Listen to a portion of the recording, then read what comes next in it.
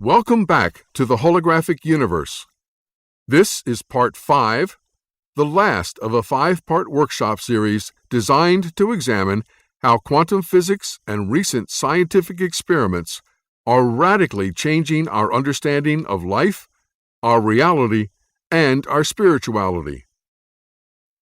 We ended Part 4 of this workshop series by taking a look at how life apparently works in this model of the holographic universe. Let's review that briefly. First, your infinite I creates you as a player to represent it in the human game. Second, your infinite I, and not you, decides on an experience it wants you, the player, to have, and writes the script for that experience by choosing the specific wave frequencies in the field that will create this holographic 3D total immersion movie. Third, your infinite I downloads the wave frequencies for this script to your brain, along with everything you as the player will need to have this experience, including the money and the support from other players as appropriate. We'll talk all about that in a few minutes. Fourth, if there are other players involved in your experience, their infinite I's download to their brains their own individual scripts and their parts to play in your movie that have been written or approved by your own infinite I. Fifth, each player has its own unique and individual experience as everyone acts out this movie, reading their scripts. Each player has total free will to react and respond to its own unique experience in any way it wants, and no reaction or response by any player is wrong or better than any other reaction or response. Wait a minute. Let's stop here. If you remember, Bashar said in Part 3 of this workshop series that our job as players, what he called personality constructs, is to perceive the experiences our infinite I, what he called the higher self, creates for us. It might surprise you to know, as personality constructs, as physical minds, you do not conceive of any ideas. What do I mean? The personality does not conceive of concepts. It perceives concepts. It does not conceive them. Here are the 3 levels. The higher self conceives. The physical brain receives. The personality mind perceives. That's all it does. One more time, because this is crucial to understand. You don't conceive of any ideas as a physical mind. That's not what the physical mind is designed to do. It cannot create ideas. It can only perceive the result of an idea from the higher self. So it certainly seems that a lot of our reactions and responses to our experiences depend on how we perceive them, how accurate our perceptions are, and what might influence or interfere with those perceptions. Let's take a few minutes and look at our perceptions, and let's start by having some fun and watching some videos by Dr. Daniel Simons. I'd like you to take a look around you.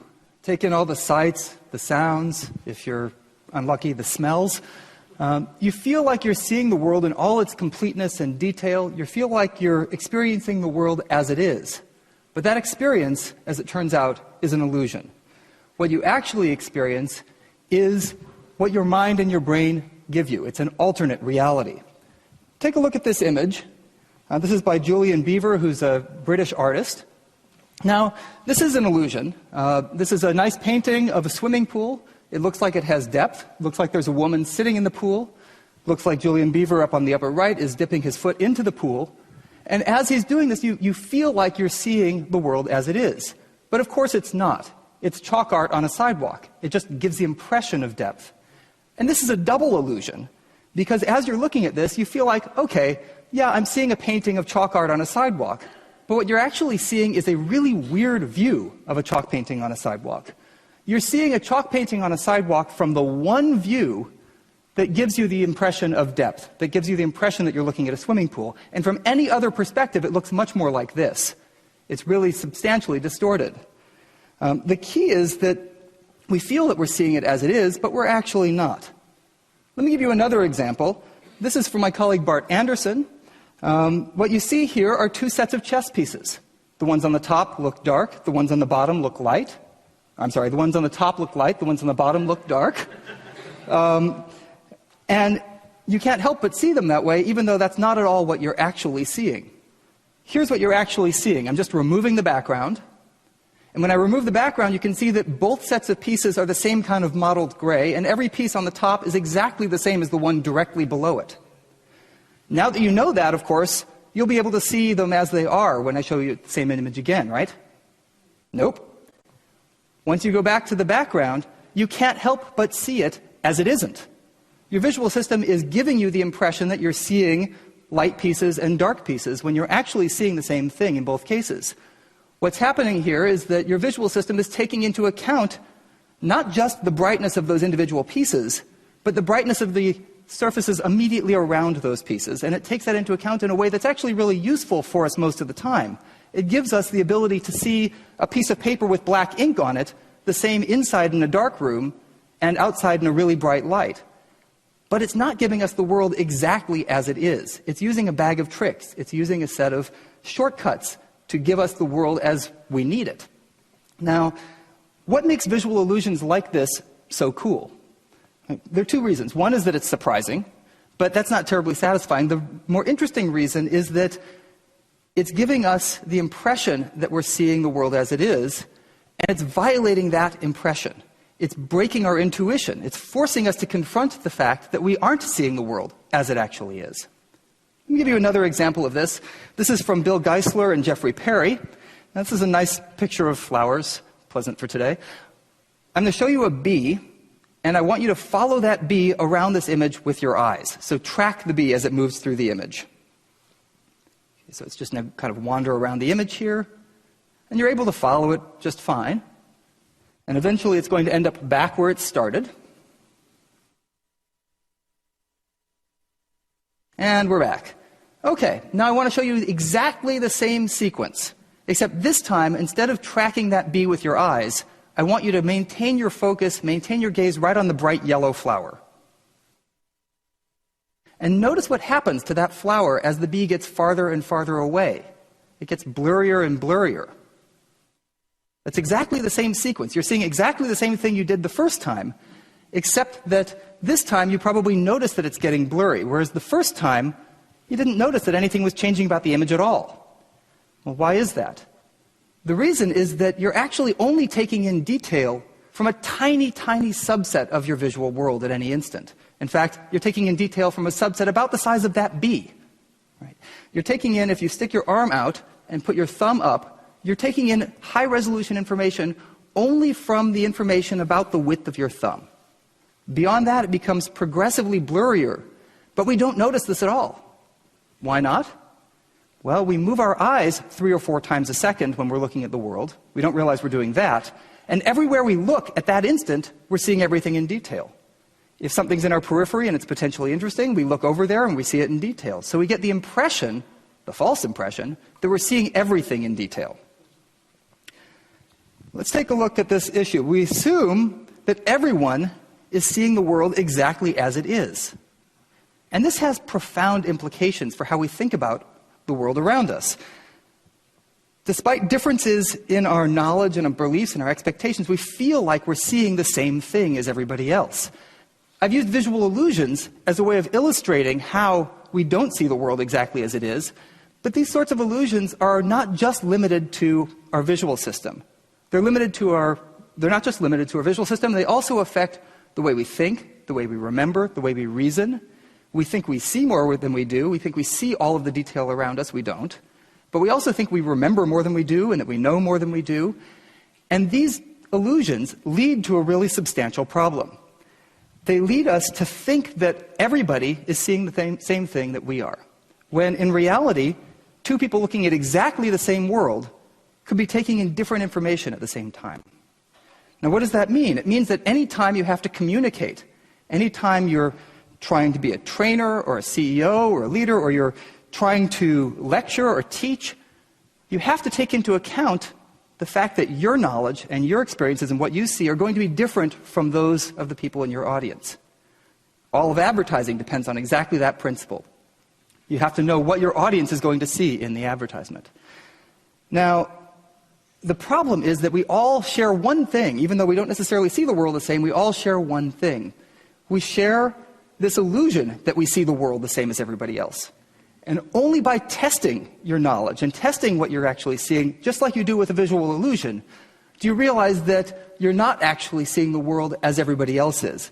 And in fact, we don't all see the same thing. Only by testing your knowledge can you see the world as it actually is.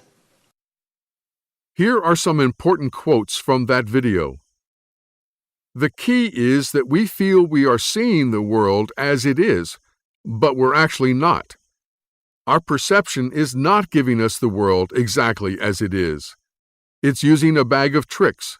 It's using a set of shortcuts to give us the world as we need it. We assume that everyone is seeing the world exactly as it is, and this has profound implications for how we think about the world around us. Despite differences in our knowledge and our beliefs and expectations, we feel like we're seeing the same thing as everybody else. And in fact, we don't all see the same thing. Now, the problem is, even though we don't necessarily see the world the same, we all share one thing.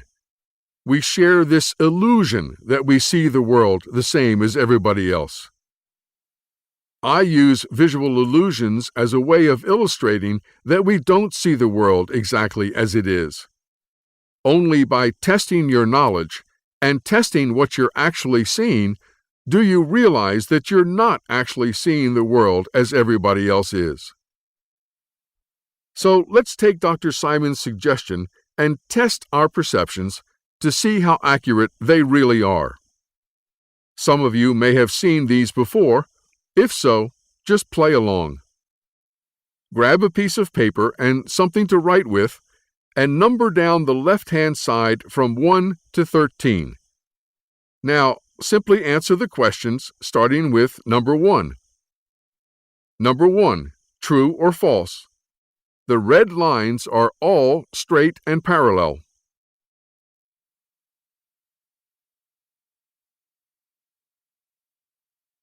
Number 2, true or false? The green column is the largest of the 3 columns.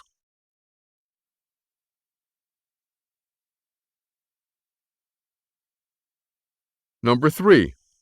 What color is the line making the circumference of the circle?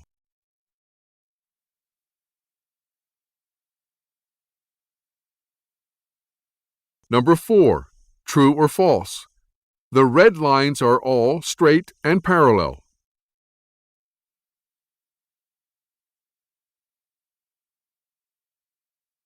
Number 5. How many different colors do you see in this picture?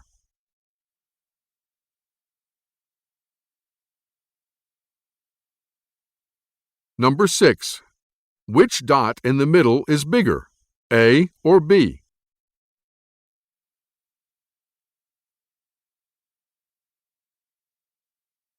Number 7.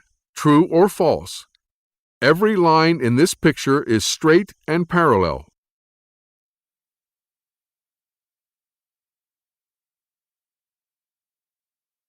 Number 8. True or false? Line A to B is longer than line B to C.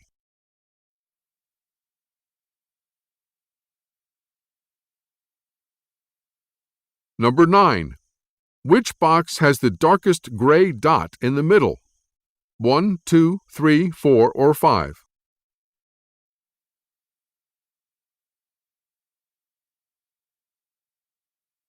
Number 10. True or false? The long straight lines are all parallel.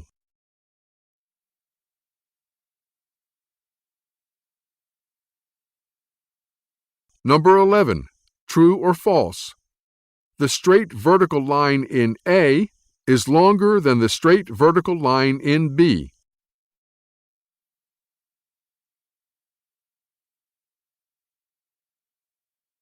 Number 12. Do you see a young woman or an old hag?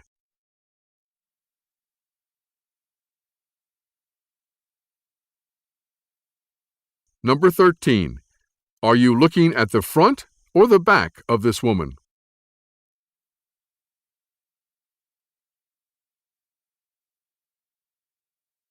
Let's see how well you did, how good your perceptions are.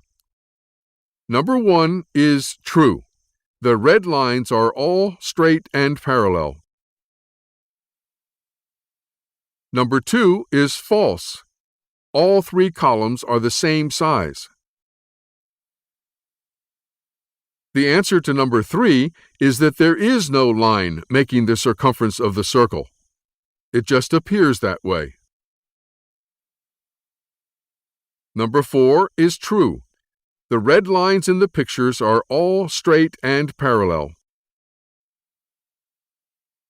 In number 5, there are 3 different colors: white, red, and green. The red is the same red throughout the picture, and the green is the same green throughout the picture. In number 6, both the dots in the middle of A and B are the same size. Number 7 is true. Every line in the picture is straight and parallel. Number 8 is false. The line from A to B is exactly the same length as the line from B to C. In number 9, all the gray dots in the middle are exactly the same shade of gray. Number 10 is true. The long straight lines are all parallel. Number 11 is false. Both straight vertical lines in A and B are exactly the same length. Number 12 is interesting because both a young woman and an old hag are there. Can you see both? Looking at the left side of the old hag's face, you can see her left eye, her nose, and her chin. Looking at the left side of the young girl's face from behind, you can see the tip of her nose, her left ear, and her chin. Number 13 is equally as interesting. You can see this woman from the front or the back. The best way is to look at her breast. If you see this woman from behind, that's her right breast, and her left knee is in front. If you see her from the front, that's her left breast, and her right knee is in front. If you have seen these illusions before and know the correct answers, or if you could figure them out, you still have to force your mind to overrule your brain, because, honestly, when you look at these illusions, our senses perceive them to be very different than what they actually are. This whole question of perception is a fascinating topic, and apparently very key to our job as a player. So we're going to watch 2 more videos with Dan Simons, who is a prominent experimental psychologist, cognitive scientist, and professor in the Department of Psychology and the Beckman Institute at the University of Illinois. Simons is most well known for his work on change blindness and inattentional blindness, 2 surprising examples of how people can be unaware of information right in front of their eyes. This next video is his most famous and will test what you're actually seeing. The monkey business illusion. count how many times the players wearing white pass the ball.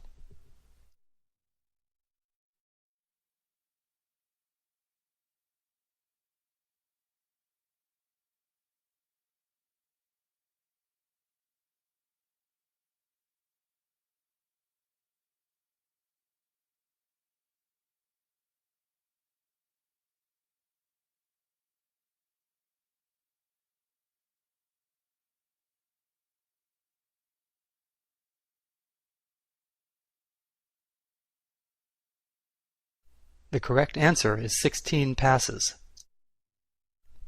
Did you spot the gorilla?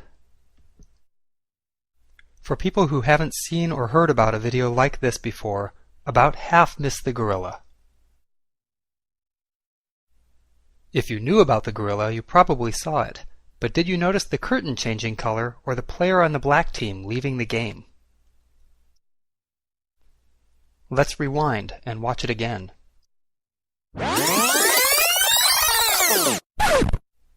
Here comes the gorilla, and there goes a player, and the curtain is changing from red to gold.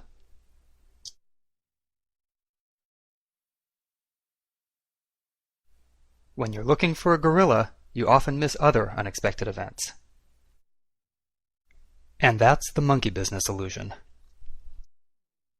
Now watch Dr. Simons as he talks about this invisible gorilla video.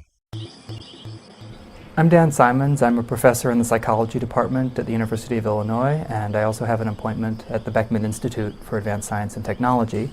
My research here focuses on visual cognition, what we see, what we don't see, how much of our visual world we're aware of, how much we remember from one moment to the next. One of my best-known studies was done with my collaborator Chris Chabris some years ago, and it was based on some much earlier work by our colleague Dick Neisser. And what we had was a video in which people were passing basketballs. So 3 people were wearing white shirts and they were passing a ball, and your task when you were watching the video was just to count how many times those 3 players passed the ball. We also had 3 players wearing black shirts passing their own ball, and you were supposed to ignore their passes. So as you're doing this task, after about 30 seconds, say, we'd have a person wearing a full-body gorilla suit walk into the middle of the scene, stop in the center, turn and face the camera, thump its chest, and then walk off the other side a total of about 9 seconds later. And what we find is that about half the people who do this simply don't notice the gorilla. When Dan asked me to be a part of this experiment, I thought, no way, people are totally going to see me. I'm a 400-pound gorilla. We'll ask them afterwards, how many passes did you count, which they generally get pretty close to right. We then ask them, did you notice anything unusual? Did you notice anything other than the players? Did you notice anything walk through the scene? And they'll say no. So we ask them, did you notice a gorilla? And the response is typically, a what? So then the Simons guy says, we can show you and not everyone's going to see you? Yeah, right. How can people not see me? I'm huge. I'm ferocious. I'm a 400-pound gorilla. What was he thinking? And we rewind the tape and show it to them again, and the reaction is typically, I missed that? It's shocking that you could possibly miss something as obvious as a gorilla. Of course, the people who noticed the gorilla are shocked that anybody could possibly have missed it, because it's right there in front of you. I walk in there, I walk in the middle, all these kids are running around throwing this ball around, I stand there, I thump my chest. Not once, not twice, 3 times I thump my chest. That's scary, man. What else are people gonna look at? I'm big, I'm a gorilla, and they don't see me. What's up with that? This is the intuition we have, that if something important or distinctive or unusual, like a person in a gorilla suit, walks into our field of view, we'll automatically notice it. The reality is that only about half the people do. About 90% think they will. People are just so focused on counting those passes that they don't notice me. I'm not trying to be subtle here. Even more remarkable, my colleague Daniel Memmert used the gorilla video in a study in which he had people wearing an eye tracker. And what that does is tells you exactly where they're looking as they're watching this video and counting the passes by the team wearing white. And what he found was that the people who missed the gorilla looked at it for up to a second. So they looked right at it, but still didn't see it. Looking isn't the same as seeing. We have to focus attention on something in order to become aware of it. How do you think it makes me feel? I'm trying to be intimidating. It makes me feel inadequate.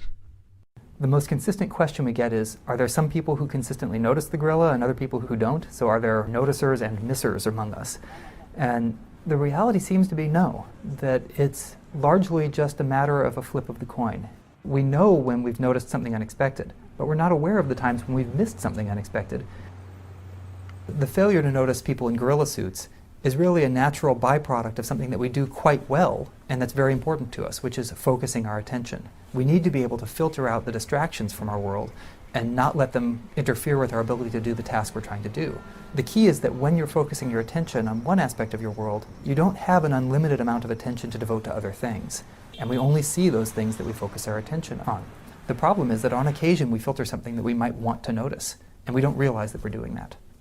That sort of mismatch between what we see and what we think we see is a really profound one that has all sorts of consequences for our daily lives. Okay, I admit it. I didn't see me either. Dr. Simons said that we only see those things that we focus our attention on, and that sort of mismatch between what we see and what we think we see is a really profound one that has all sorts of consequences for our daily lives. But this doesn't apply only to gorillas, obviously. If we as players are focused on what we don't have in life that we think we want or need, we could easily not see or fully enjoy and appreciate all the things right in front of us. If we focus on the fear of losing our wallet from our pocket as the roller coaster goes upside down, we could miss out on all the fun and excitement of the ride.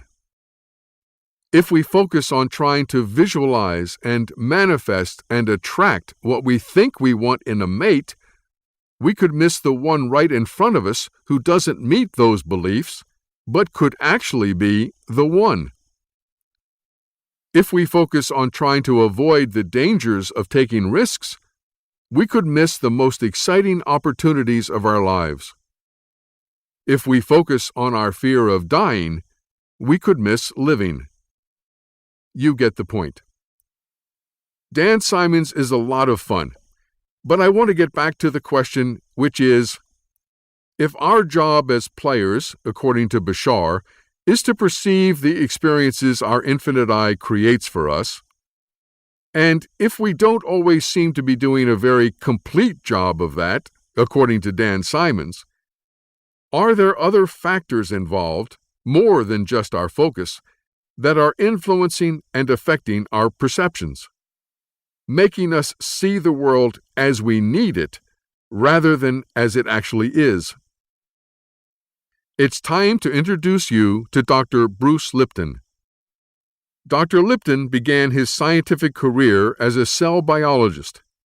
He received his PhD from the University of Virginia before joining the Department of Anatomy at the University of Wisconsin's School of Medicine in 1973. In 1982, Dr. Lipton began examining the principles of quantum physics and how they might be integrated into his understanding of the cell's information processing systems. And he discovered that the brain of a cell is not in the nucleus, which is what I was taught in school, but in the membrane, the outer surface or skin of the cell. His website says his research at Stanford University's School of Medicine between 1987 and 1992 revealed that the environment operating through the membrane controlled the behavior and physiology of the cell. His discoveries, which ran counter to the established scientific view that life is controlled by the genes, gave rise to one of today's most important fields of study, the science of epigenetics.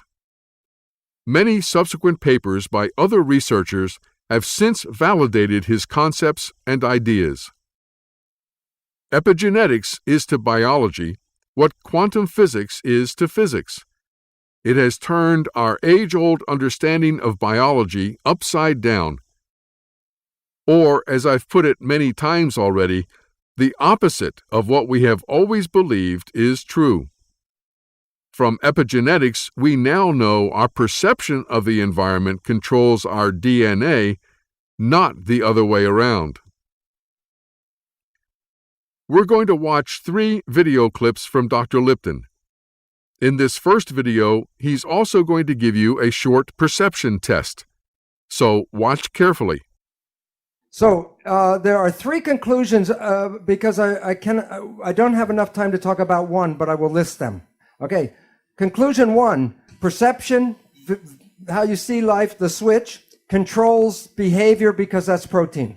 Perception controls which genes are being read and how they're being read. And the one I didn't have time for right now is the third one. Perception can rewrite the genetic code. So perception controls life. No 2 people see the world in the same way. They have different perceptions. But let's do a perception test. Okay. This is the question. The first one is a simple question because it's important because perception controls your biology. So the perception test is a simple one. Is the surface area of A greater than, equal to, or less than the surface area of B?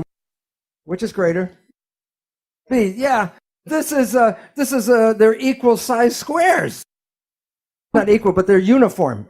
So I want to make a more difficult test. I will show you 2 surface areas that are not regular. You must, with your mind, see which is bigger. So it depends if you're in the front row or the back row, or you have glasses, or if you're well or not well, what you see. So it's a question. I'll use a map. Which has more surface area, Europe or South America? Calculate in your head the surface.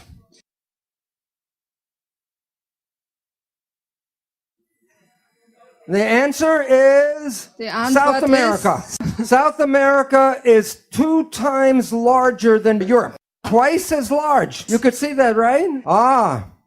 The map is wrong. This is the Mercator map. It was made by Germans. Where did they put Germany? Deutschland is in the dead center.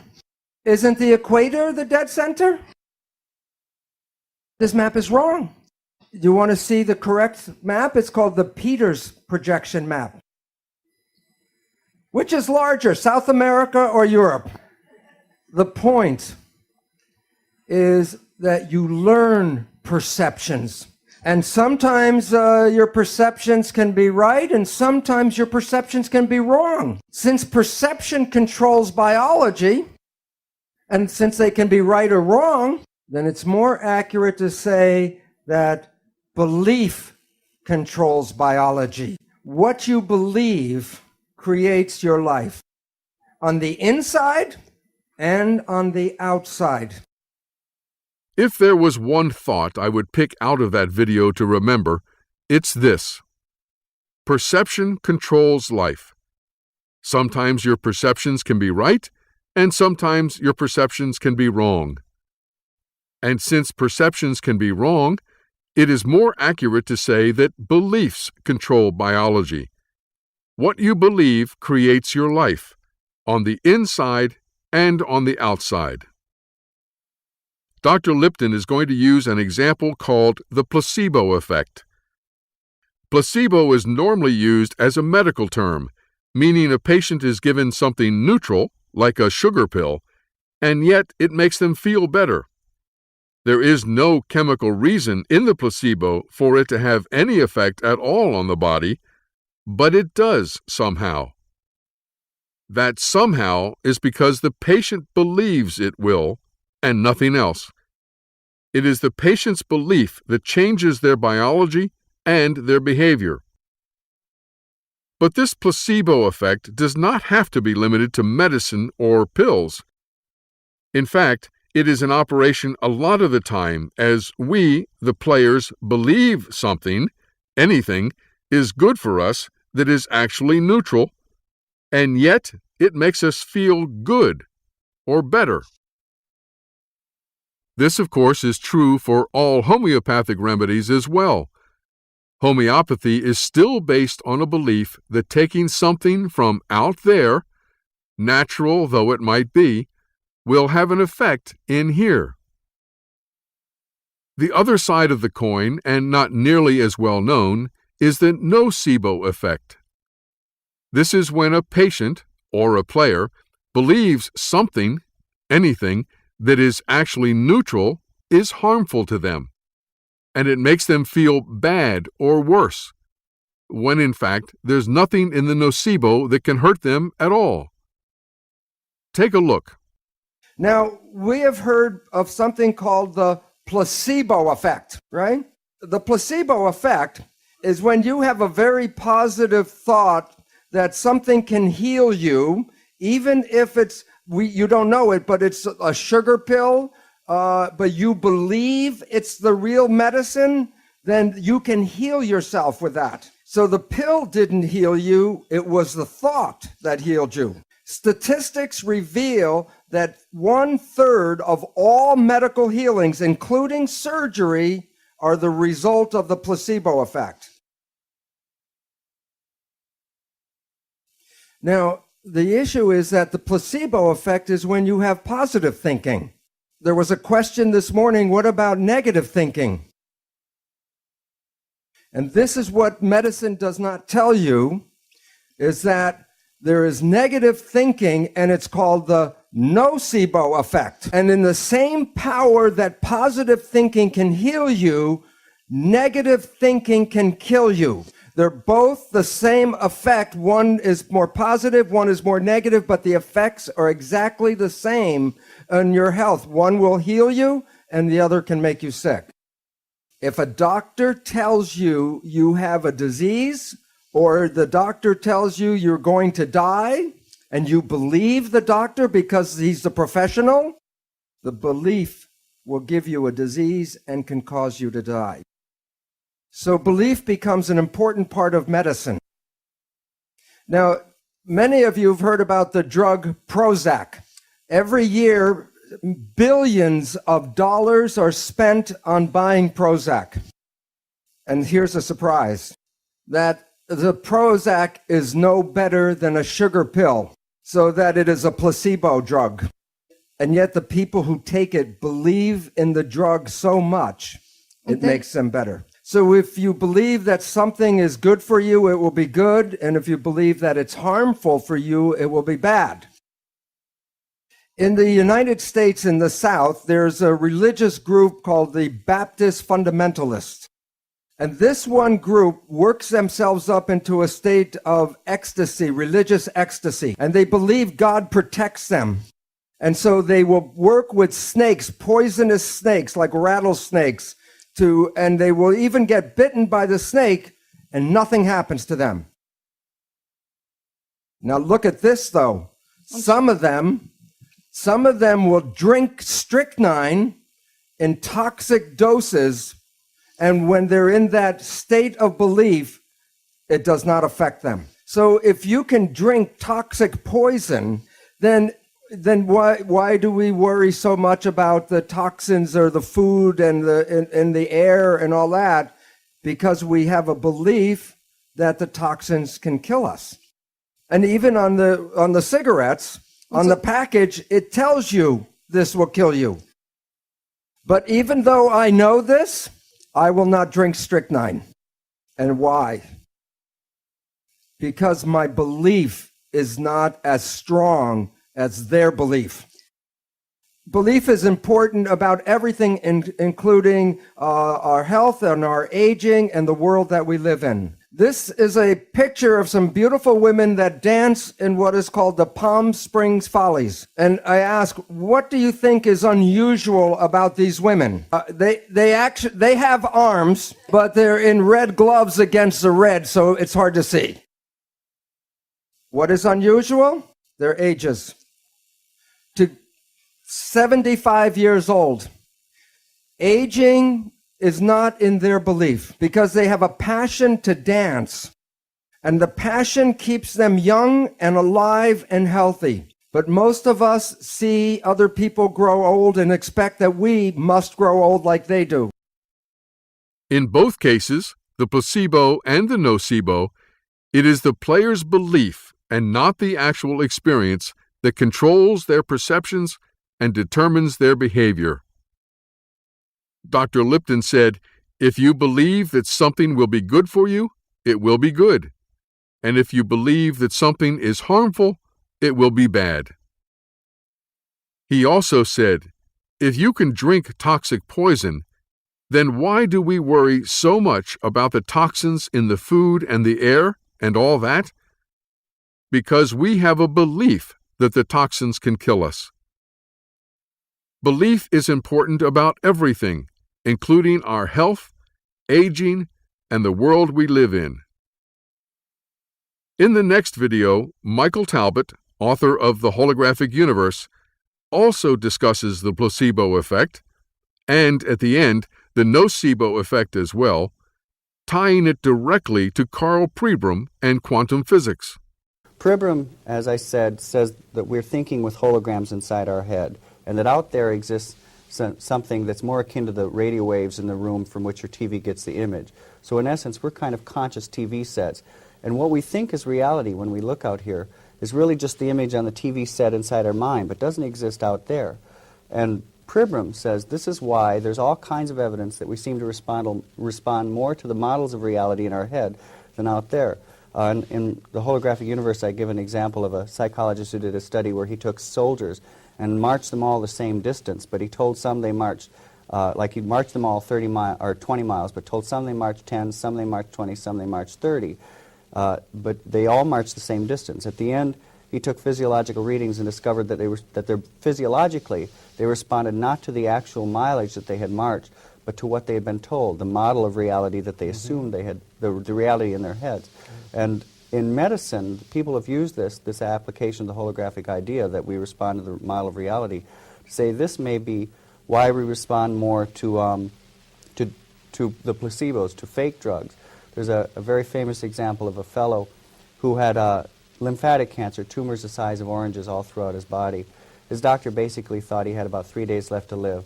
The fellow heard about a new drug called Crebiozin and said, "You've got to give this to me." And the doctor said, "Well, frankly, I don't think you have long to live, and this drug takes several weeks to take effect."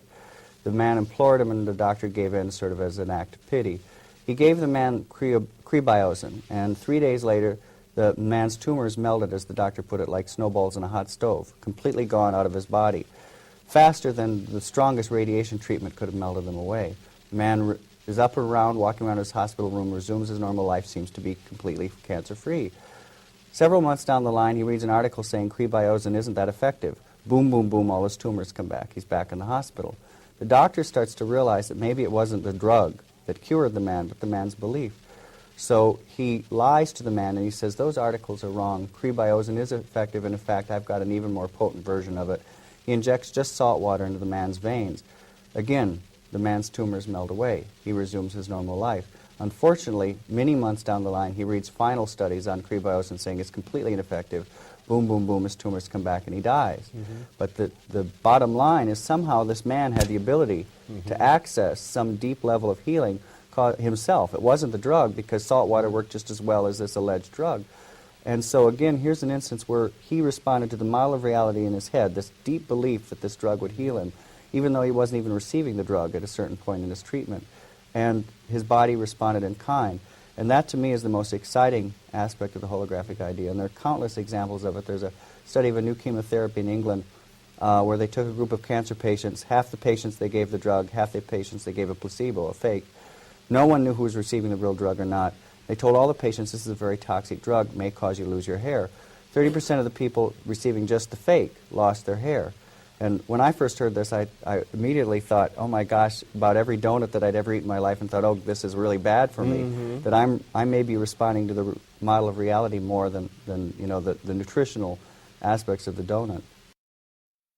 There was a book and a popular British TV diet show in the last decade called "You Are What You Eat." Once again, a catchy slogan, but not true. You are what you believe about what you eat. Not so catchy, but a lot more accurate. But getting back to Dr. Bruce Lipton, in the next video, he uses the analogy of a camera, taking snapshots of the physical world our brain has projected out there. But, he says, our beliefs act like filters on that camera, filtering out certain frequencies and changing the picture that comes in. The video you are about to watch is very poor quality, and the sound actually goes out of sync in places. It was one of the early workshops Dr. Lipton gave and not professionally produced. But still, the information is so important that I ask you to put up with that and listen carefully anyway. Here's the point. We adjust our genes to fit the environment that we think we live in.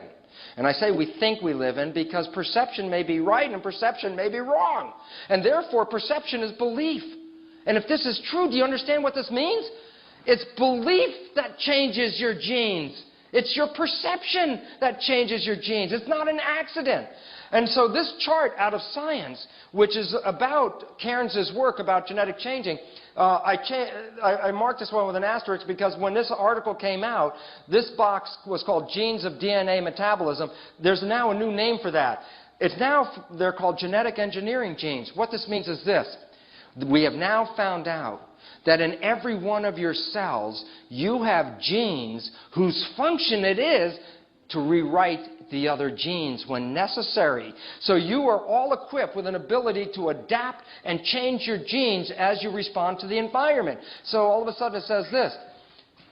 The environment, watch where the arrow goes, the environmental signals activate genetic engineering genes. They can change your own genes and change your genotype. But this one, organisms' perception of the environment separate from the environment. Why? Because perception and environment may be two different things. I might say, I live in a toxic, hostile environment. But that might be my belief. I might be in a very supportive environment. So it says, my perception may differ from the reality of the environment. But nonetheless, what does perception do? Follow the blue arrow. Activates genetic engineering genes. Your own beliefs are selecting your genes. And if you don't have the right genes to handle the stress that you're in, your belief will rewrite your genes in an effort to do so. So all of a sudden it says there's a lot of control over your life, but it's mediated by the perception of the environment. That's what's controlling the whole thing. So our third conclusion is not only does the perception activate behavior, not only does the perception activate the genes, but when necessary, perception rewrites genes. So what's the conclusion? Are you genetically controlled? Are you at the behest of your heredity? Are you a victim? Absolutely not. Why? Because by adjusting your perception, you can adjust your behavior. By adjusting your perception, you can select different genes in your function. By adjusting your perception, you can rewrite your genes. Now, I wouldn't want you to rewrite your genes because 95% of us got here with very appropriate genes to survive and have a great life. Here's the problem. Almost always, when you rewrite your genes, you do a negative process because your genes were already working. And so lots of illnesses and things like cancer, 95% of cancer has no hereditary linkage. 95% of cancer is actively produced by an individual's perception rewriting their normal genes and making cancer genes. All of a sudden, unfortunately, remember when I told you when you were a victim of your heredity, you could be irresponsible because the genes just came that way. If you understand what I'm talking about, then all of a sudden you say, oh my goodness, then how I see things, how I believe things are going on become important. The answer is, well, if you think your behavior or the selection of your genes or the rewriting of your genes is important, then the answer is yes. Because all of these are connected to belief. Because perception in humans is related to belief. So you have the ability to change anything in your body. Unfortunately, if you got here healthy and you change it, that usually means you're making it less effective as a living organism. So the bottom line is this. The perception of the environment, your nervous system, sees the environment and interprets it. So here's the real environment. Here are the cells. Interestingly enough, if I would take dystrophic patients and take muscle cells out of their body, in many cases, when I took the cells out of the body and put it into a good environment, the cells grew beautifully and grew healthy and well. But when they were in the body, they didn't. Why? Because somewhere between the environment and the cell, the perception got involved with it. So our beliefs are altering our biology at every moment, at every time. So in conclusion, let me wrap it up and show you this. Here's the point. The body is like a camera for the following reason. Whatever the environmental signal is, it's picked up by the lens, so the camera sees something. The lens picks it up and translates it into the film, where you make a complementary copy, so that the camera always makes a complement of what is found in the environment. Well, the truth is, in biology, it's the same thing. The cell is like a camera. Whatever is in the environment, the membrane is like a lens. It picks up the image and sends that image to the nucleus where the database is. And that's where the stored images are. And the interesting aspect about it is this: the cell will make a physical structure to complement the environment. So that's, if you're a diagnostician and you're looking at somebody's health, their physical expression is a reflection of the environment that they're in, because they're making that mimic. So the bottom line is this: when you open your eyes, is this the image you see? The reason why: if you open your eyes and live in this stressful situation, what are you going to do to your physiology? Adrenaline, fight or flight, shut down growth, shut down the immune system, and be less intelligent. But you could easily look at the world and see a much better, healthier picture. For example, Maxfield Parrish's ecstasy. When you see this picture, so the question is, I could see this world and see this, and what do you think I'm going to be in, growth or protection? Growth. So the bottom line is, how I see it is adjusting who I am. Well, the interesting part about that is as follows: the perception interfaces between the environment and your biology. But your perception is belief. And therefore, beliefs act as a filter between the real environment and your biology. So your belief filters interfere if they're not accurate. If your beliefs are off, you're going to select genes that are inappropriate for the environment. So again, what keeps you in balance? Keeping your perception clear. So the bottom line is this: we actually end up with a filter between the environment and the camera, which is learned. We learned these filters. Before we were born, we were already learning. On the weekend course, I talk about conscious parenting. Many of your beliefs were already installed in you before you were born through the interaction of your mother and her perception of the environment, because she was helping.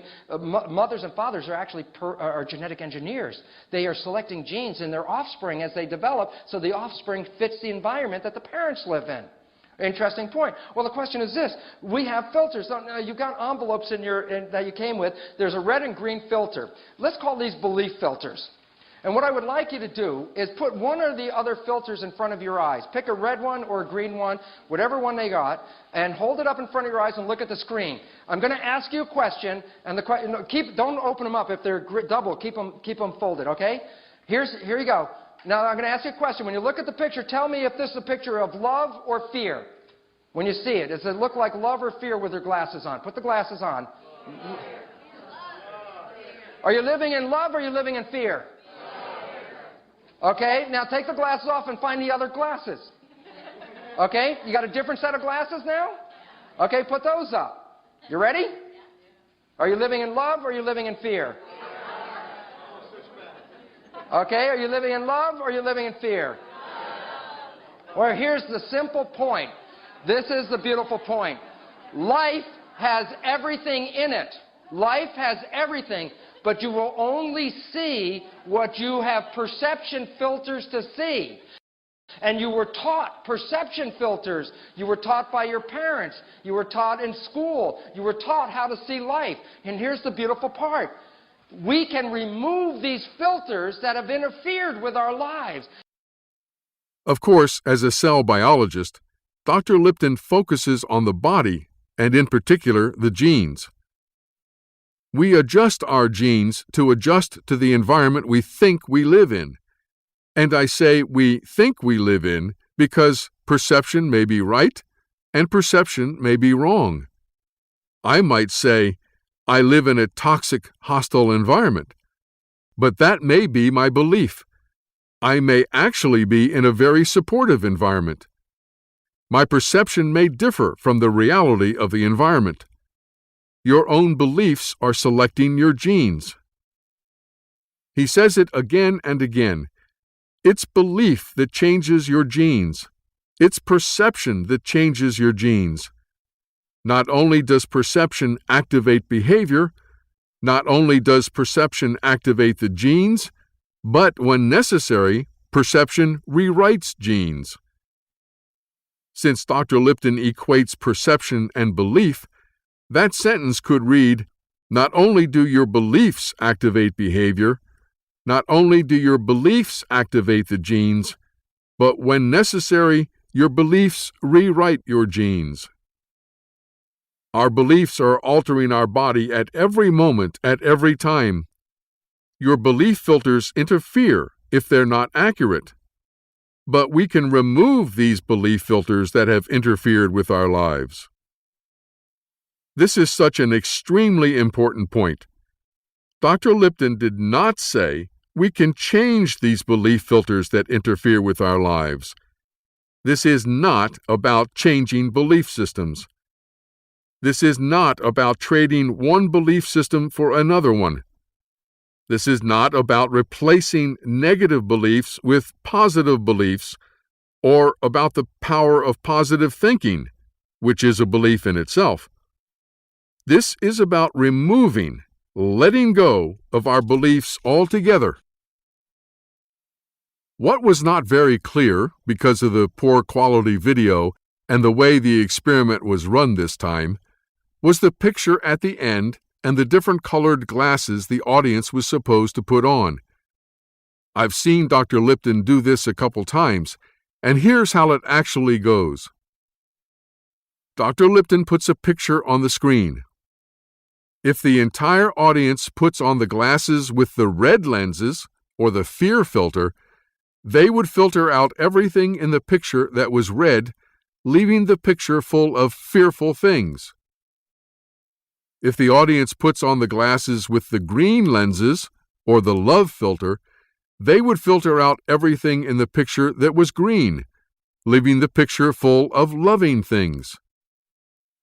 Then Dr. Lipton said, "Life has everything in it, but you will only see what you have belief filters to see."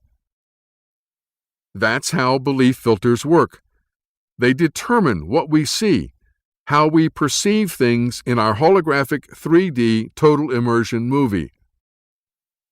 So, are you ready for the heresy? Unless you can love war and violence for the perfection they are, as much as you love a beautiful sunset, or inspiring music, or the touch of a woman's skin, that love becomes conditional, not unconditional, and acts just like another belief filter, as it was in Dr. Lipton's experiment. And if you try to see the world only through a love filter, you will miss everything else your infinite eye has created for you there.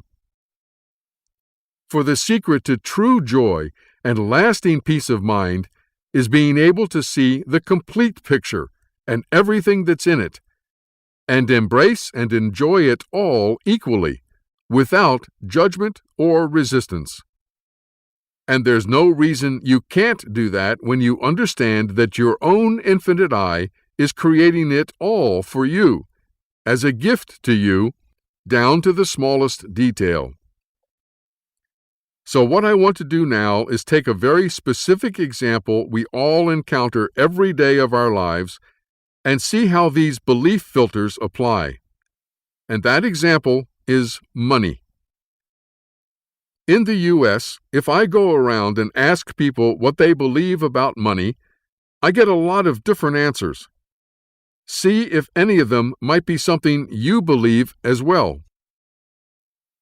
I have to earn money. I have to work for money.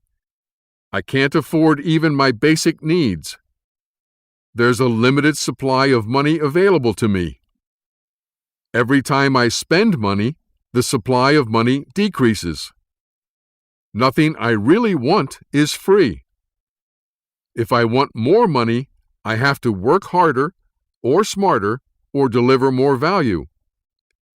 I've got to have a plan to make money, invest it wisely, and build wealth over time. If I have money, I have to protect it, or I could lose it. I have to be responsible with my money. I must be fully, totally, and truly committed to making money. There's never enough money. There's something dirty about money and those who have a lot of it. Money is the root of all evil. The rich get richer and the poor get poorer. More money is better. Money doesn't grow on trees. Some have the gift of making money and others don't. Money doesn't come easy. You can't have money and be spiritual. Money comes from out there, and you have to go out there to get it and bring it in here to you. The world's financial system, the way it is set up and run by a few international bankers, is rigged against me, and a normal person stands no chance to make money. And the one that pushes my button so much, I've tried to use the secret and the law of attraction and visualization and meditation and other self-help techniques to manifest money, but they didn't work. So I must be doing something wrong. There must be something wrong with me. Maybe you have even more beliefs you can add to this list. All the statements on that list are beliefs people have about money, stories they make up to explain why they think they don't have enough money or can't make more money, or in many ways feel like they are a victim of the money game. If any of these are true for you, and if Dr. Lipton is correct, these beliefs are acting as a filter on your perceptions and directly influencing your relationship with money. But are any of these beliefs about money actually true? Well, yes, they can all be true. In the first part of the human game, because they all lead to more and more limitations and restrictions. But as we now know, the second part of the human game is exactly the opposite of the first part, and none of these beliefs is true in the second part. Not one. My favorite is, money doesn't grow on trees, which is what my parents told me all the time. But it's not true either. Money does grow on trees. Money is made of paper, which is made from trees. It's amazing what beliefs we are taught, as Bruce Lipton said, and then carry with us the rest of our lives, never questioning whether they are true or not. The truth is, you don't have to work for or earn money. There is an unlimited supply of money available. Whenever you spend money, the supply of money does not decrease. There is always enough money for any experience your infinite I wants you to have. More money is not necessarily better. Money does come easy. You can have money and be spiritual. Money doesn't come from out there. You cannot be a victim of the financial system or the international bankers. It is not your fault when the secret and the law of attraction and other self-help techniques you try to use to manifest money don't work. Do you believe all of that? Or any of it? Let's talk about why it's true. First of all, where is money created, and who creates it? Money is part of the hologram, like everything else in our holographic universe, and is created from the field by choosing specific wave frequencies and downloading them to a human brain. And the one who is choosing those frequencies from the field is your infinite I. It is your infinite I that creates the money you have and no one else. Not you, not the central banks, not the international banking cartel. Interestingly enough, though, the central banks and the international banking cartel use exactly the same method to create money as your infinite I does, out of thin air. But that's beside the point. If an infinite I chooses certain specific experiences from the field it wants its player to have, wouldn't it also give its player everything it needs to have those experiences as well? Does it make sense that any infinite I would want its player to have a certain experience and then not give it everything it needs to have that experience, including all the money required for the experience? Where else is the player going to get the money and other things it needs for an experience if its infinite eye doesn't create them, since the player has no power to create anything itself on this side of the field? If we go back to our kids' video games, like Minecraft that we saw before, the person working the controls has to make sure its player has everything it needs for the experience it is about to have, like weapons, tools, money, energy and power credits, and so on. In this example we're going to see, the experience is to collect sand from the ocean. So the controller is going to make sure the player has everything it needs to do that. Hi guys, and welcome back to Let's Play Minecraft. This is Regarth here, and we are on episode 5. I decided this morning what I'd do today is, in my given amount of time, which is not very long, I'm going to go out and collect some sand. And it just turned night, so I don't even know if that's going to work out. I do hear a zombie. Alright, I'm going to try it anyway. I'm going to go out in the water and do it. So, I need a few things to be able to do this. Firstly, I'm going to need a boat. And a lot of shovels. So, there's some stone. Let's put my coal back. Let's put everything I don't really need back. I'm going to eat one of these so I can get some health.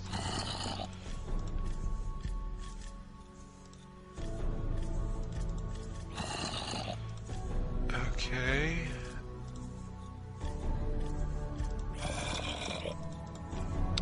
Okay, so let's craft some more. How many sticks? Let's say 4 more shovels will do the job.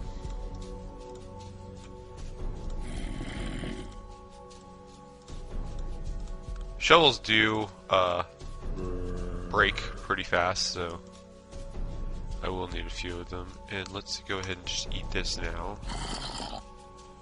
And make a pair of boots so that I have a little bit more armor. And you can see my armor gauge went up down there in the corner. And what else do I need? Is that it?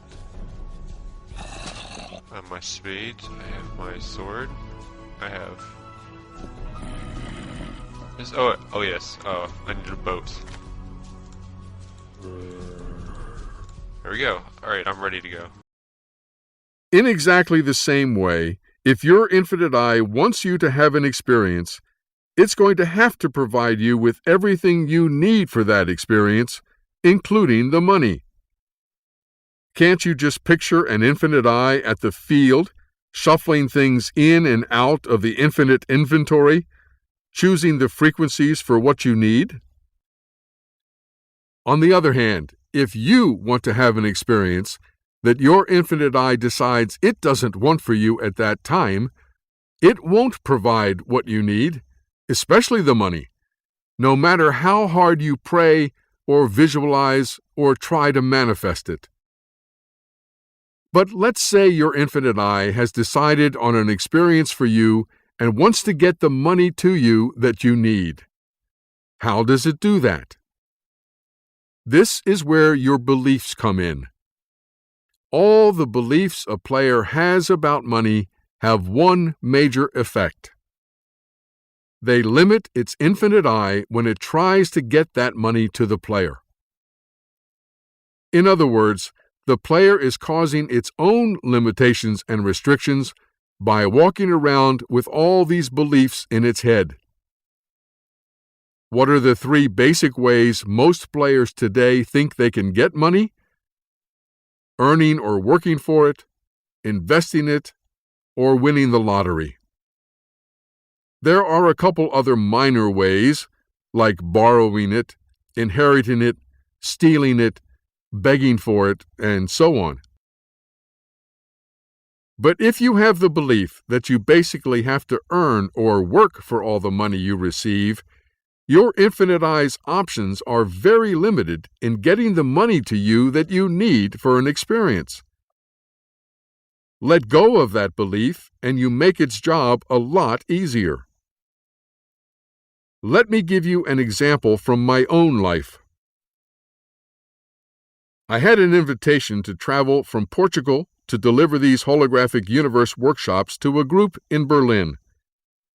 My hosts were going to pay for my transportation, but they wanted me to buy the ticket and they would reimburse me when I arrived. I wasn't sure this trip was what my infinite eye wanted me to do, although it excited me very much to think about it. So I went online and found that an airplane ticket would cost €250. Then I looked at my bank account and I had $96.31 to my name. Obviously, I couldn't buy the ticket then, and I still didn't know whether I would go. I went to sleep, and when I woke up the next morning, an extra $250 I had not expected had been deposited in my bank account. And here's the picture of my bank statement to prove it, although it's hard to read.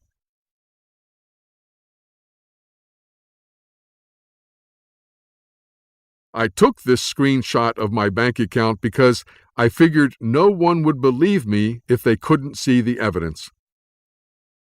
I will admit that $250 is not exactly the same as €250, but still, I now had enough money to buy the ticket and confirmation that my infinite eye wanted me to make the trip. The point is that I did absolutely nothing to earn or work for that $250. I did nothing to try to make it happen. I did nothing at all. I went to sleep. The money just appeared in my bank account overnight because I no longer had the belief that it couldn't. That has happened time and time again as I have applied this model in my life. My infinite eye has always provided the money for whatever experience it wants me to have, but not necessarily for whatever experience I want to have. And that money has most often come from very unexpected sources that I could not have imagined or created myself. So I now have complete trust through personal experience that my infinite eye can create money for me out of thin air. But I'm not yet at the point where I can just hold out my hand and have money appear, like Sai Baba did with vibhuti and jewelry. That would still freak me out. Yet I know it's possible if I could let go of my fears about that as well. I could give you lots of examples from my own life like this, but let's just do a couple more short ones from other people. A friend of mine and his friend were in Monte Carlo, and they suddenly had a very exciting idea to go to the casino. My friend had just been to the cash machine and gotten 3 €100 notes, and he and his friend knew that was all he had in his wallet. But they found out it was a €500 minimum to gamble, so they decided to pool their money and see if they had enough. My friend took out his wallet and counted one and then a second €100 note. But the third one was a €500 note. My friend and his friend looked at each other in amazement. Both of them knew my friend only had what he had just withdrawn, 3 €100 notes. So they believed this wasn't possible. And right before their eyes, the €500 note changed back into a €100 note. A woman owed her bank $10,000 for a loan she had taken out. She got a bank statement saying her balance was 0. She immediately called the bank and told them they had made a mistake. They agreed, and the balance she owed was restored to $10,000. Another woman had a $30,000 mortgage on her house. She also received a statement from the bank that her balance was zero. She expressed great appreciation to her infinite I and went on about her business. And if you have a moral or ethical problem with that, I would point out that that's a belief system as well, which you might want to consider letting go of. If you were in a virtual reality machine and you watched your bank balance go from $100 to $100,000 in 10 seconds, would you protest and say, "But I didn't earn or work for that money"? Would you call the bank and tell them they made a mistake? Of course not, because you know it's a virtual reality, and the money's not real. It's just created out of thin air by a computer program. Well, guess what? Now we know the holographic universe is a virtual reality, and money is created out of thin air by our infinite eyes. And it might be wise to start letting go of our old beliefs that make it harder to get that money to us. Am I suggesting that you don't need to do anything in order to have money? That you don't have to earn or work for it, for example? Yes, that's exactly what I'm suggesting. About all a player needs to do in order to receive money from its infinite I is get its beliefs out of the way about how that money can come to it. That was the one good thing about The Secret. It allowed people to let go of the belief that a BMW could never just show up in their driveway. But I do want to add that if you feel truly excited about doing something that brings you total joy to do, that might also mean some money would come your way, then by all means do it. Follow that excitement, and maybe there will be money coming to you as a result, and maybe not. Just don't do anything or try to make something happen for the money. Do it for the pure excitement and fun and joy. And remember, all the money you have ever received in your life came from your infinite I. There is no other possible source for it. All that's required for you to have money is for your infinite I to want you to have it and create it for you, and for you to be able to receive it without blocking it with your beliefs. That's it.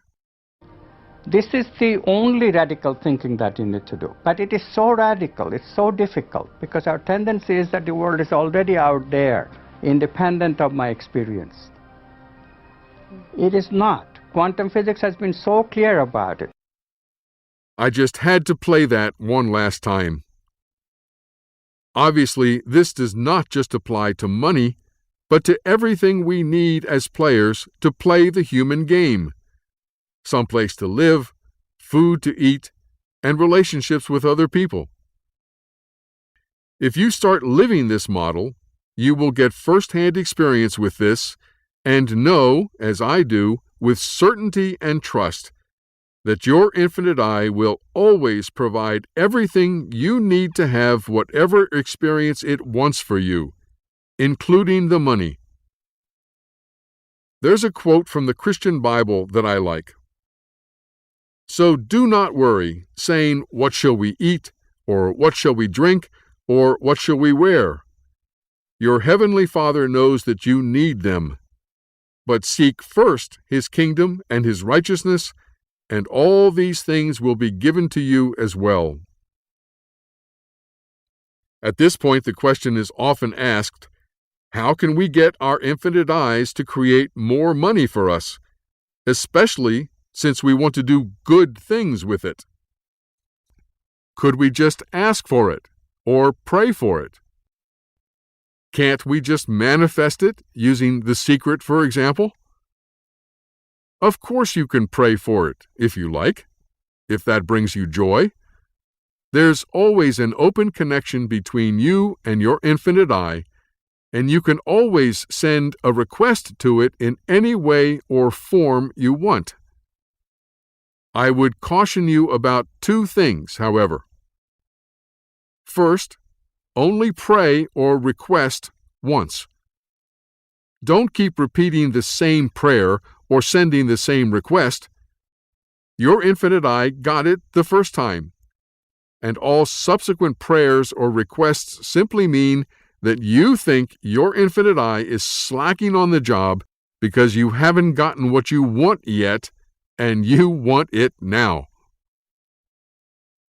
Or, as I like to say, instant gratification is not fast enough.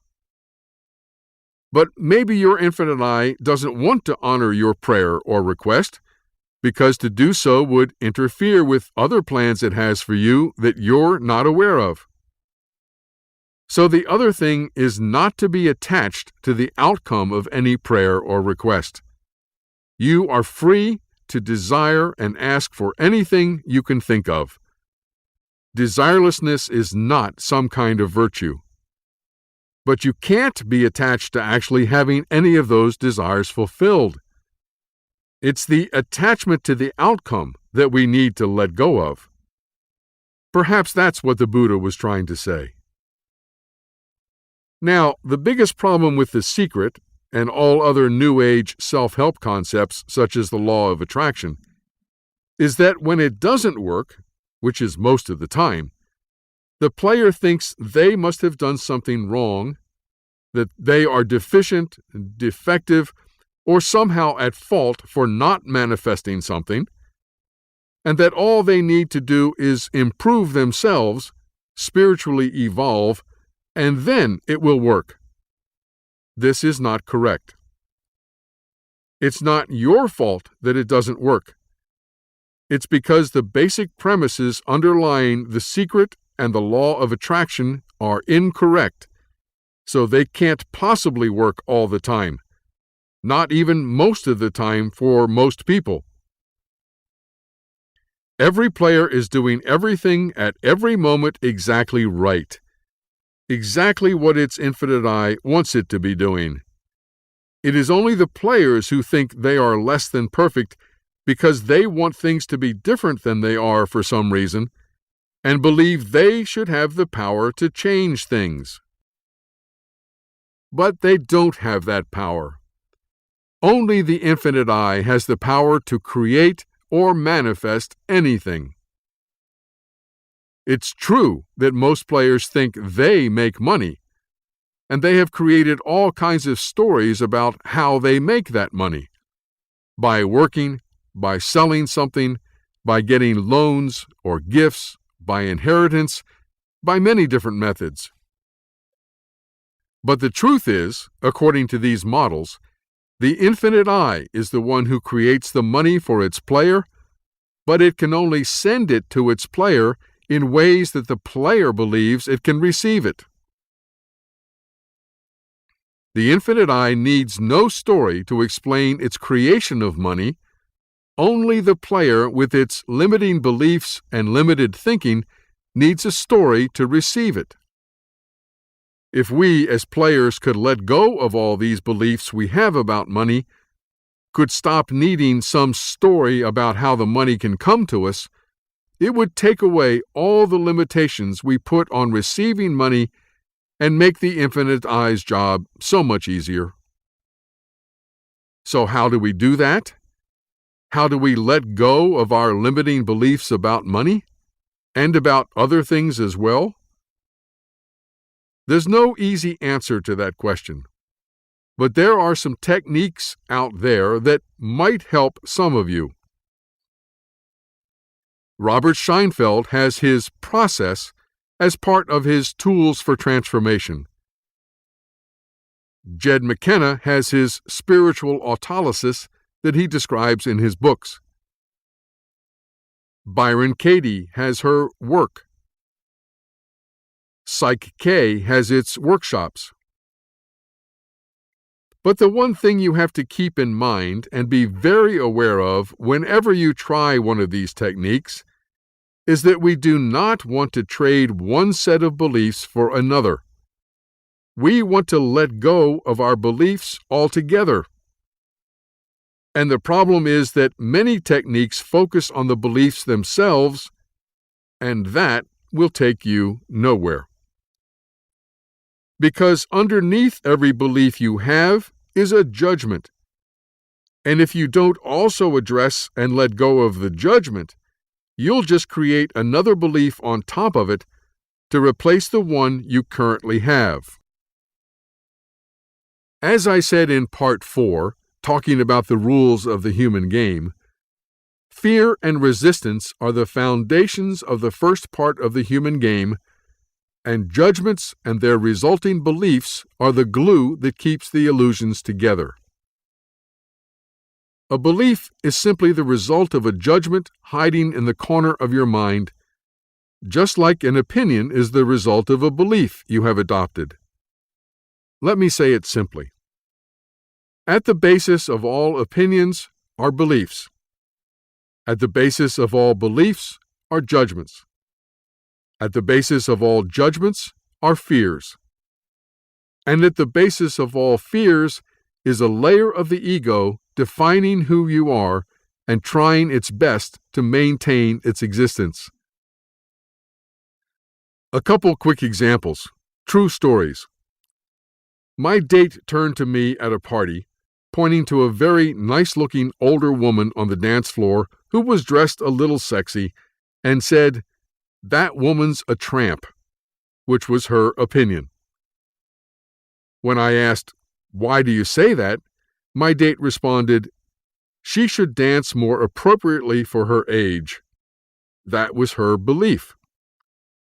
Under that belief is a judgment. Perhaps something like, "It's wrong to be showing off your talents or your body." And under that judgment is a fear. Maybe, "I might lose my man to someone who looks and dances like that, and then I'd be alone for the rest of my life." And under that fear is a layer of the ego that whispers, "I'm better than her, and I don't have to show off to prove it." If my date let go of her belief that the woman should dance more appropriately for her age, but kept the judgment that it's wrong to be showing off your talents or your body, she could simply form a new belief about the way women talk, or walk, or dress, or the length of their hair, to replace the old one about dancing. I had a very good friend who had opinions, beliefs, and judgments about women who wore the color pink. Didn't want to have anything to do with them. He's single, by the way, based on some past experience he had, or maybe just his gut feeling. And he decided that his opinions, beliefs, and judgments were correct, and didn't want to think about letting go of them. And that's fine. But it wouldn't surprise me if his infinite eye sent him the perfect woman for him, dressed in pink, to give him another opportunity to think again. Another dear friend had the same kind of opinion, belief, and judgment about people who smoke. Fortunately, she let go of them when a man appeared in her hologram who smoked, and they've now been happily married for years. But this discussion is beyond the scope of these workshops. If you want to go further into this topic, I suggest you read my free ebook. Right now, I want to focus on the judgments we have that give rise to the beliefs we hold so that we can let go of them. And if there's one thing I hope you will take away from these 6 hours of workshops, more important perhaps than all the quantum physics stuff and the brain research and the models, it is that our judgments about our experiences, those arbitrary and arrogant, I might add, decisions about right and wrong, better and worse, good and bad, good and evil, are what cause all our pain and suffering. Because the problem is that as soon as we judge some experience to be bad or wrong, or worse than we want it to be, we begin resisting that experience. And if there's one law that seems to be at work in both parts of the human game, it's what you resist persists. In other words, my infinite I might be creating the same or similar experiences for me as long as I judge and resist them, which is an interesting new way to look at karma. And that includes war and violence, and all the other things many people are resisting and trying to get rid of in their lives and on this planet. Take an objective look at what's going on out there. As far as I can tell, there are more peace workers than ever before, and there's also more war and violence than ever before. What you resist persists. As long as we resist war and violence, they will continue, and maybe even increase. Buckminster Fuller said, "You never change things by fighting the existing reality. To change something, build a new model that makes the existing model obsolete." The way I would say it is, instead of judging and resisting what you see and trying to change it, follow your excitement and live something radically new. Or, as Mahatma Gandhi said, be the change you wish to see in the world.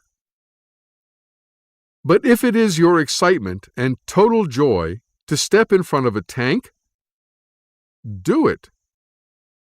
But do it because it excites you in the moment and brings you joy, not because you are judging war and violence to be wrong and trying to stop it.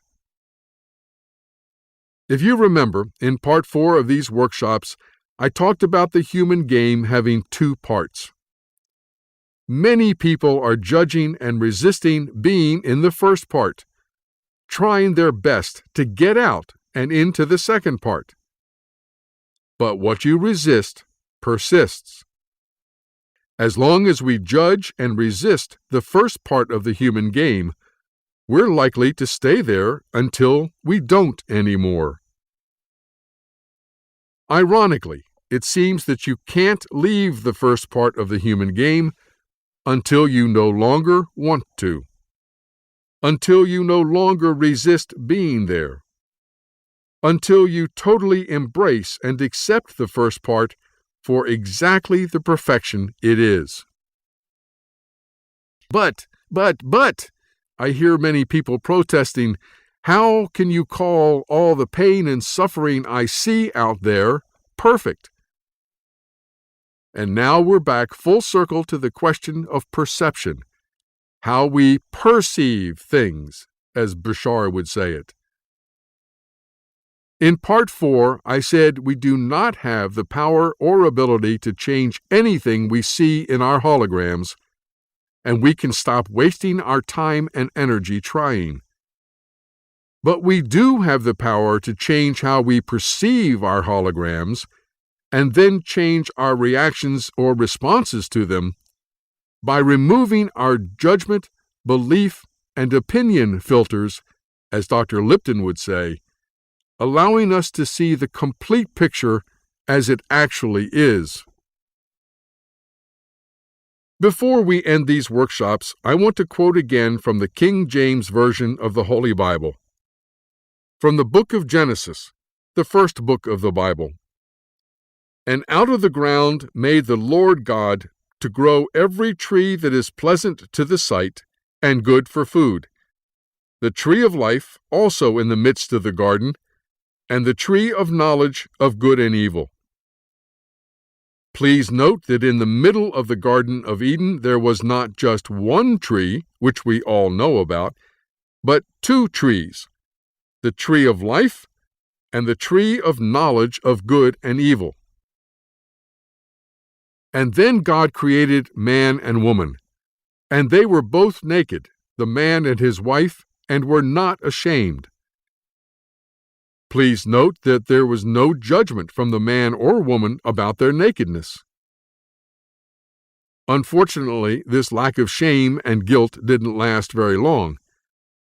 According to the Bible, a snake convinced the woman, who then convinced the man, to eat some fruit from the tree of knowledge of good and evil. And the eyes of them both were opened, and they knew that they were naked, and they sewed fig leaves together and made themselves aprons. Eating from the tree of knowledge of good and evil marked the beginning of judgment for the human race. For that's what the tree of knowledge of good and evil is, the tree of judgment. Not only did the man and woman judge that being naked was now something to be ashamed of and to hide, but they also judged that they had done something wrong. From this point forward, according to the Bible, life on earth would be full of the dichotomies of good and evil, right and wrong, better and worse. And it remains that way to this day. So much for the tree of knowledge of good and evil. What about the tree of life? What was its effect on man when he ate from it?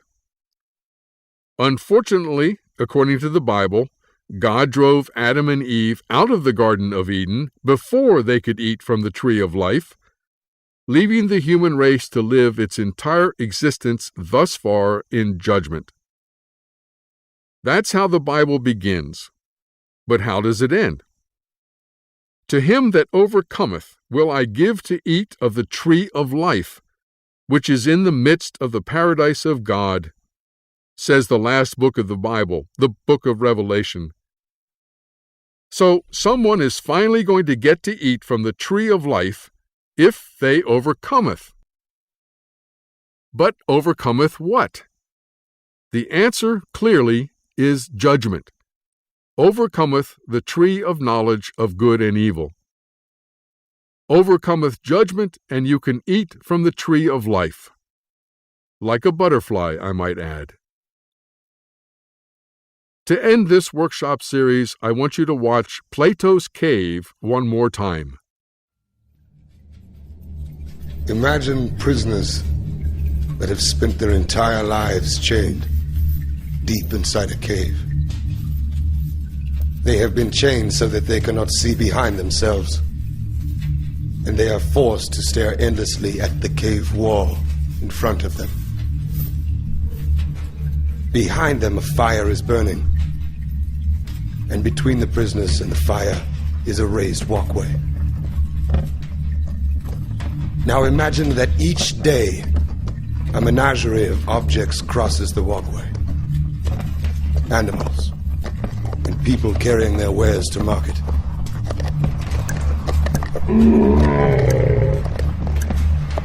Their shapes create an intricate shadow play on the wall in front of the prisoners. This is the only world that the prisoners have ever known. The shadows and the echoes of unseen objects. Now, imagine that a prisoner is released.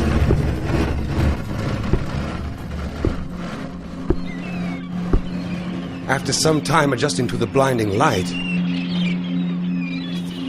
the freed prisoner will begin to experience the world outside of the cave for the very first time. And it is like nothing he could have ever imagined.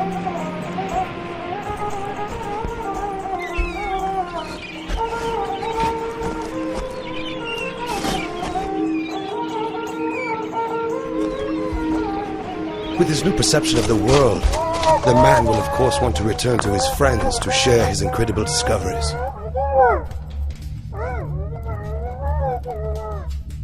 But the prisoners cannot recognize their old friend. He appears as all things do. His voice is a distorted echo, and his body is a grotesque shadow. They cannot understand his fantastic stories of the world outside of the cave. To them, it will never exist. I hope by now it's clear that it is our judgments and beliefs that are keeping us chained inside the cave. Nothing else. I've tried to give you all the scientific evidence through quantum physics and the recent brain research why you no longer need to judge your experiences, or anyone or anything in them, since they were all created specifically for you by your own infinite eye as gifts, down to the smallest detail. In short, there is no reason to say no anymore to what appears in your holographic 3D total immersion movie, no matter what it is. The Covenant. Hey, buddy, you all right? The Covenant. It's coming down hard on me, man. God, he keeps talking about this Covenant nonsense. It's not nonsense. It is nonsense. Oh, thank God. Terrence, you have to remove the Covenant. It's killing me. First of all, what were you doing in my car? I told you, I need you to remove the Covenant. There is no covenant. There never was. We're just riffing. Riffing? Well, I had to say something. You were being difficult, embarrassing me in front of my crowd. So the whole yes thing is all bullshit? No. You just don't know how to use it, that's all. Yeah, I do. Say yes to everything. Real tough to grasp. No, that's not the point. Well, maybe at first it is, but that's just to open you up to it, to get you started. Then you're saying yes, not because you have to, not because the Covenant tells you to, but because you know in your heart that you want to. Yeah. You're right. That makes perfect sense. Well, I told you, I said that. You didn't say that. I did say that. You didn't say it like that. Well, I didn't say it with an accent, but I said that. Whatever. If we will let go of our beliefs and the judgments underneath them, and stop resisting the experiences our infinite eye creates for us, and just say yes to them, all of them, our lives will never be the same. If true joy and excitement and peace of mind are what you are hoping to find in life, you might want to give these models a try. Good luck. And thank you for watching this workshop series. Remember, you can download my free ebook, Butterflies Are Free to Fly, A New and Radical Approach to Spiritual Evolution, by visiting www.butterfliesfree.com. I want to express my deep appreciation to Lenny Ibizarre for the use of his studio, Can Chill Studios, on Ibiza, Spain, for recording the narration to these videos.